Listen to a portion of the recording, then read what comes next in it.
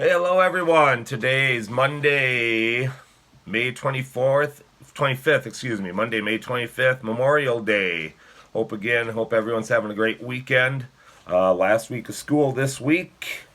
Um, we're not going to have a whole lot going on. Like I said, do a morning check-in tomorrow morning, and Wednesday 6 to 7:30 is the end of the year parade. So hope to see everyone there. I'm going to read two chapters to you guys today. The first one's called The Mother of All Bombs. What do you suppose that's about? Huh? Okay. Kamiko was right. Hideki didn't like it. An unexploded bomb the size of a cow sat in the mud right in the mouth of the cave's back entrance. The bomb was greenish gray with four black fins sticking up at the back and a yellow band painted around the base of its nose cone. Why the huge bomb hadn't gone off when it hit was a mystery, and the slightest touch now might set it off. If it exploded, the whole cave would be blown to bits. It was the mother of all bombs, and there was barely room to squeeze past it. The IJA hadn't even bothered to leave a guard by this back exit, because they thought no one would be crazy enough to go near that bomb. Hideki took a step back in fear. It's the only way out, he asked. Yes, Kamiko told him. It's either that or we die tomorrow with those soldiers. I overheard the generals at the command post. The plan is for the IJA to hold out as long as they can at each ridge. Just when the Americans are about to overrun them, they retreat to the next ridge and start all over again, all the way to the southern end of the island. In between retreats, they send infiltration squads to attack the Americans by night. But they're not meant to survive either. The Japanese army was never going to win, Hideki. They're just here to slow the Americans down. They're trying to take as many American soldiers with them as they can, and as many Okinawans too, I guess. Hideki felt numb. One plane for one battleship. One man for 10 of the enemy. Wasn't that what Lieutenant Colonel Sano had told the Blood and Iron Student Corps before sending them out with their grenades to attack the Americans? That night, outside the school, felt like years ago to Hideki. But the price of an Okinawan life was far cheaper even than one for 10 of the enemy. Far cheaper than the life of one Japanese soldier, that was for sure. And Hideki was tired of sacrificing people he cared about. Then we do it, Hideki said. The bomb might go off, and it might not. But if we stay, the IJA will definitely kill us. And at least this way, we have a chance. Kamiko looked sideways at Hideki, like she was measuring him again, but she didn't say anything. Hideki and Kamiko went back to the main part of the cave.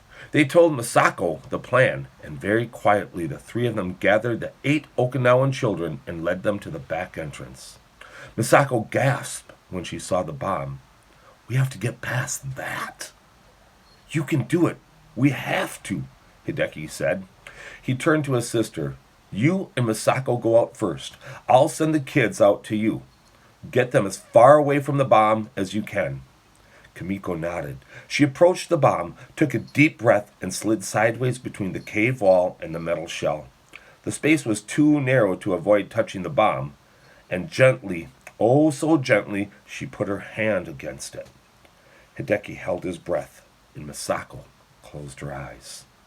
Kamiko wiggled sideways, and the gap between the bomb and the wall got tighter. Tighter still. She spread her arms around the bomb and carefully rested her weight against it as she slithered through the narrowest spot. And then she was past it and outside. Hideki let out his breath, and beside him, Misako opened her eyes and bit off a sob of relief. You're next, Hideki told her. I can't do it, she said. You can, Hideki told her. We survived that cave of flames, didn't we? These kids need you to be just as strong as you were for those injured soldiers in the hospital. I know you can do it. Just do what Kamiko did. Misako took a deep breath and nodded. She avoided the bomb as long as she could, pressing herself against the cave wall. But soon The space grew too narrow, too short. She froze. Her back curled against the cave wall, holding her body just centimeters from the curving side of the bomb. Kimiko called encouragement to her from where she stood outside, but Masako couldn't get any farther. She closed her eyes and shook her head, her trembling body hovering just inches above the bomb. "Masako, you can do it," Hideki told her again. No, I've seen what the American bombs do to bodies. I don't want to end up like that," Masako cried. "You won't," Hideki said. He looked at the frightened children with him. "None of us will." Masako just shook her head more forcefully. She wasn't going to budge. But she couldn't keep pressing herself into the curving wall at her back forever, and with a scream of panic, she lost her balance. With nothing to grab onto, she fell face first onto the bomb. Cling! Hideki gasped and closed his eyes, waiting for the mother of all bombs to explode. Next chapter, standoff. The bomb didn't explode. Not yet. But Masako was done. Her courage was exhausted. Her legs gave out, and she started to slide to the ground, sobbing. But Kimiko was there on the other side to take her hand and pull her the rest of the way past the bomb, out into the rain. Hideki sighed with relief, but he still had a job to do. He straightened and addressed the children. "There, see? They both got past. We can do it too," Hideki told them. "It's like a game. We can get through without touching any of the metal." The children were wise to him, though.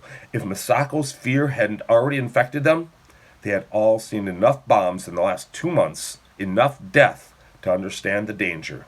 They knew this wasn't a game. But if Hideki had learned anything from playing with his younger brother, Isamu, it was that little kids were often brave when teenagers and adults were scared, because little kids thought they were invincible. The number of times Isamu had jumped down from a branch that was too high, or put his hands too close to the kitchen fire, or tried to pet a strange dog. Hideki choked up thinking about his little brother. Isamu, who had been brave enough to leave half his family and board a strange ship for a land he had never been to before.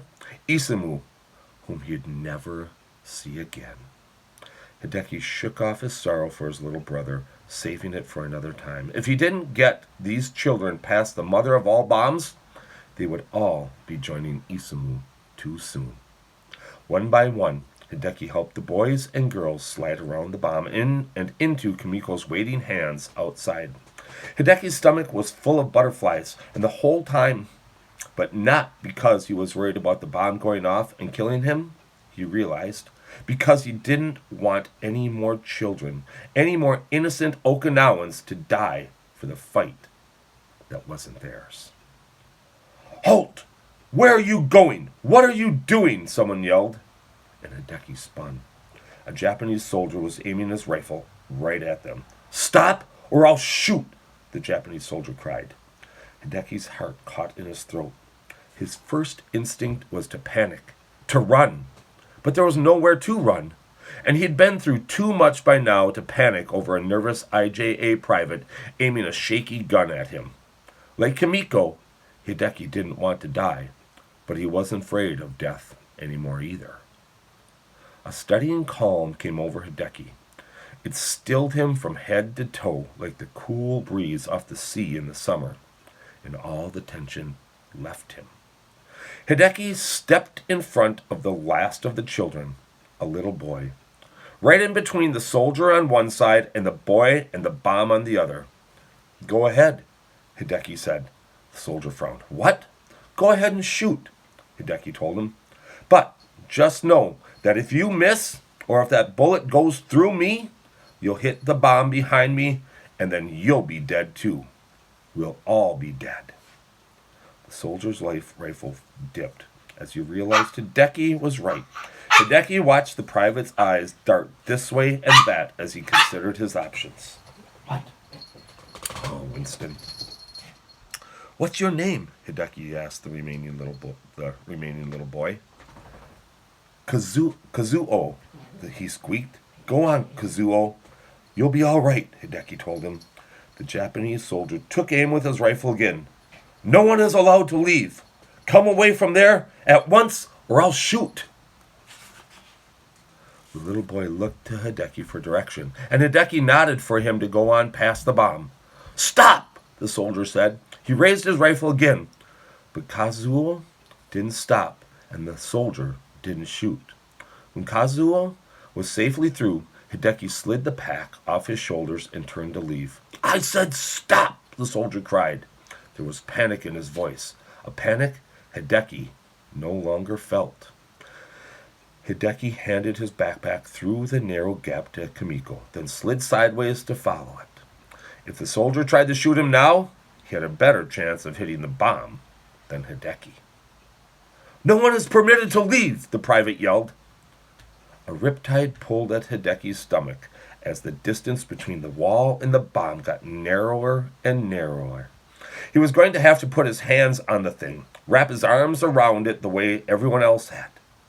Would his touching the bomb now set it off at last? Would the soldier let his orders override his common sense? Had Kimiko and Masako gotten the children far enough away that where they wouldn't be hurt? Distracted by his own thoughts and fears, Hideki lost his balance the way Masako had. He meant to let himself against the bomb slowly, gently, but now he fell onto it with a teeth-rattling thud. Clang! The ceramic grenade in Hideki's pocket whacked the side of the bomb like a hammer, and he flinched and closed his eyes. Had the grenade cracked? Was it going to explode? "Winston." Hideki froze for what seemed like an eternity, wondering if he was dead or just didn't know it. At last he took a deep breath and opened his eyes. Winston. Gray painted metal and lines of rivets stared back at him. Water streamed down the side of the bomb like the sweat running down Hideki's back. The bomb was still there, and so was he. Hideki glanced sideways to see the soldier was doing, and he was gone.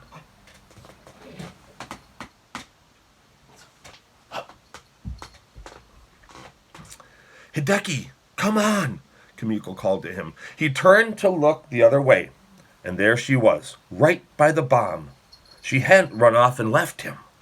Hideki closed his eyes and slithered the rest of the way around the bomb, the grenade in his pocket digging into him as he scraped along.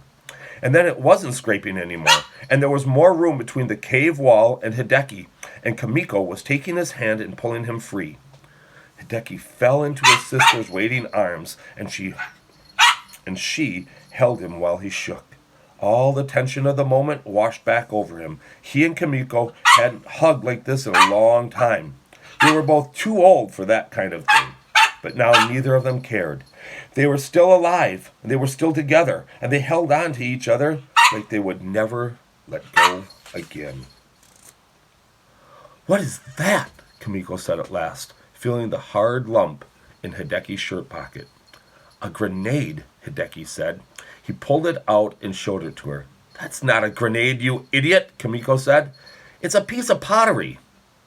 "It is too a grenade," Hideki said, "and it works. I know." That was all he said. Kimiko seemed to understand there was more to the story, but she let it go for now. "You have a grenade?" Masako called. She was watching them from beyond the next hill, where she waited with the children. "Use it on the bomb." "What?" Hideki said. "Why?" "To close off the cave, to blow them all up," Masako called. She knelt and put her arms around the little boy, and the one who had still been in the cave when the Japanese soldier threatened to shoot them. "It's only fair, after what they are going to do to us." Hideki thought about it as he and Kimiko joined the others. At last he shook his head and put the grenade back in his pocket. "You told me to be brave enough to slide past that beast. But you're not brave enough to throw your grenade at it?" Masako challenged him. Hideki frowned. Was he just being a coward again? Maybe, but there was more to it than that. He couldn't explain it to Masako. He wasn't even sure he could explain it to himself.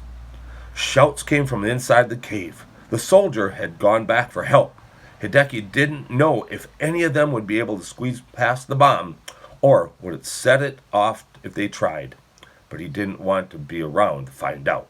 Come on, he told the others. Time to go. Where? Kimiko asked him. South? No, Hideki told her. North.